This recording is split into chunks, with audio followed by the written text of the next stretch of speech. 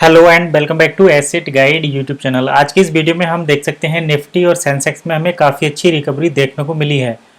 और लेकिन यहाँ पर जो ये पिछले कुछ दिनों से लगातार गिरावट हो रही थी, इसका रीज़न ये था कि इंडिया से एफआईआई सेल करके जा रहे थे और वो चाइना के मार्केट में इन्वेस्ट कर रहे थे। और भी रीज़न थे, क्योंकि एक रीज़न के वजह से ही मार्केट में हलचल नहीं आती और इतना बड़ा करेक्शन भी नहीं हुआ। करेक्शन होना, अभी इसे हम करेक्शन बोल रहे हैं क्योंकि मार्केट अभी अपने प्रीवियस हाई से ऊपर नहीं निकला है। तो अभी तक हम ये भी नहीं कह सकते कि मार्केट जो है ट्रेंड चेंज कर रहा है। तो अभी केवल ये करेक्शन ही हो सकता है। तो अभी आने वाले टाइम में बिल्कुल चीज़ें क्लियर होंगी। फिलहाल हम बात करते हैं कि इंटरनेशनल मार्केट की क्या कंडीशन है और इंडियन मार्केट की क्या कंडीशन है।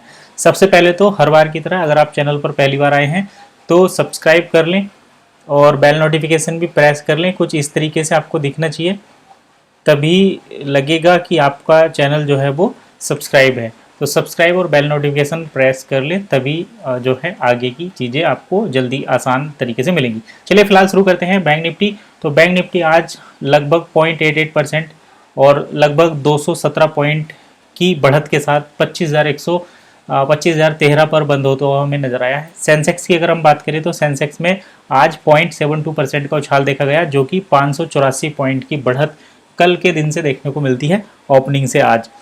तो ये तो इंडियन मार्केट हो गया। एनएससी बीएससी दोनों लगभग 0.8% 0.9% के आसपास बढ़े हुए हमें मिले। तो भारत का बाजार जो है लगभग 1% आज बढ़ा हुआ था।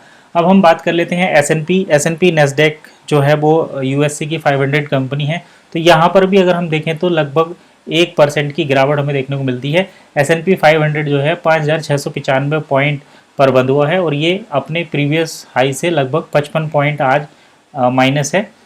इसके साथ साथ अगर हम बात करें डाउ जोन्स की, तो डाउ जोन इंडेक्स भी हमें लगभग 0.94% की गिरावट के साथ बंद होती हुई नजर आ रही है। 1% की गिरावट इस मार्केट में भी है डाउ जोन्स इंडस्ट्रियल एवरेज जो है। अब अगर हम बात करें सिंगापुर एक्सचेंज की, तो सिंगापुर एक्सचेंज में भी लगभग हमें 1.64% की गिरावट देखने को मिलती है, जो कि इतनी बड़ी गिरावट नहीं है। अब हम बात कर लेते हैं कि एफआईआई जो चाइना जा रहे थे उनकी क्या कंडीशन हुई। क्योंकि देखिए, चाइना में जा रहे थे एफआईआई, क्यों जा रहे थे? क्योंकि वहाँ पर स्टिमुलस पैकेज लॉन्च किया था चाइना के प्रेसिडेंट ने। अब स्टिमुलस पैकेज भी काफ़ी दिक्कतें वहाँ पर चल रही थी, इसलिए लॉन्च किया गया था। इसके साथ साथ चाइना का जो बाजार है वो इतना लिक्विड भी नहीं है और वो जो है वहाँ पर इन्वेस्टर फ्रेंडली भी नहीं है। तो चाइना के बाजार की आज लगभग कई दिन में चाइना का बाजार ओपन हुआ है, क्योंकि वहाँ पर हॉलीडे चल रहे थे। हैंग सेंग इंडेक्स को अगर हम देखें तो यहाँ पर आपको देखने को मिलेगा 9.41। तो यहाँ पर 9.41% की गिरावट देखने को मिली है। तो अगर यहाँ पर हमें और लगभग आधे % की गिरावट देखने को मिलती तो यहाँ पर लगने वाला था लोअर सर्किट। और जब लोअर सर्किट लगता है तो वो धड़ाधड़ इस तरीके से मार्केट गिरता है। तो जो दूसरे के मार्केट को क्रैश करने की कोशिश कर रहे थे, आज कहीं ना कहीं वो अपने ही पाँव पर कुल्हाड़ी मार चुके हैं।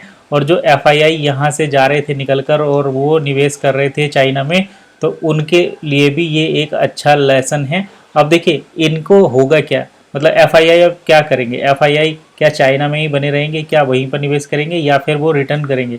तो देखिए, इंडियन मार्केट जो है लिक्विड बहुत है, इंडियन मार्केट में लिक्विडिटी बहुत है। तो ये रिवर्स करेंगे यहाँ पर। और अभी तक जो एफआईआई सेल करने पर जोर दे रहे थे, वो अब कॉस्टली बाय करेंगे, यानी कि यहाँ पर परचेजिंग करेंगे। तो उससे क्या होगा, जैसे ये परचेजिंग करेंगे मार्केट ऊपर जाएगा। साथ में यहाँ पर इलेक्शन का जो रिजल्ट आया है उसके इम्पैक्ट से भी मार्केट आज थोड़ा सा ऊपर गया है। अब कल को जो है यहाँ पर 9 अक्टूबर है और आरबीआई की मॉनेटरी पॉलिसी में इंटरेस्ट रेट के बारे में डिस्कशन हम करेंगे। इंटरेस्ट रेट अगर घट जाते हैं या थोड़े से भी स्लाइटली अनचेंज्ड हो जाते हैं तो भी मार्केट कहीं ना कहीं पॉजिटिव रहने की उम्मीद है। तो ये 3 पॉइंट तो अब एक साइड हो गए हैं। अब बात करते हैं ईरान और इजराइल बार की। तो ईरान इजराइल वॉर भी इतना ज़्यादा इम्पैक्ट युद्ध पर नहीं डालेगा, क्योंकि यहाँ पर ग्लोबल मार्केट अगर हम देखा जाए, ग्लोबल सिनेरियो जो है वो कहीं ना कहीं हमें इतना थोड़ा सा फियर में तो है, लेकिन इतना बड़ा डैमेज नहीं है कि वो उसमें इस हैंग सेंग की तरह 10% की गिरावट देखने को मिल रही हो। अभी हमने देखा यूएस के मार्केट 500 एसएनपी 500 भी बस 0.9% डाउन है। और दूसरे जो सिंगापुर का मार्केट है उसमें भी हमें बस 1% की, लगभग 1 से 1.5% की गिरावट देखने को मिली है। तो कहीं ना कहीं ग्लोबल मार्केट पॉजिटिव है, तो आपको ज़्यादा डरने की अब ज़रूरत नहीं है। फिलहाल ट्रेडिंग जो है आपको स्टॉप लॉस के साथ करनी है, ग्लोबल इनसाइट्स पर नज़र रखनी है, और उसी के लिए यहाँ पर आप एसेट गाइड पर आपको सारी इन्फॉर्मेशन मिलती रहेगी। तो चलिए फिलहाल इतना ही, मिलते हैं नेक्स्ट वीडियो में, तब तक के लिए कीप वॉचिंग एसेट गाइड।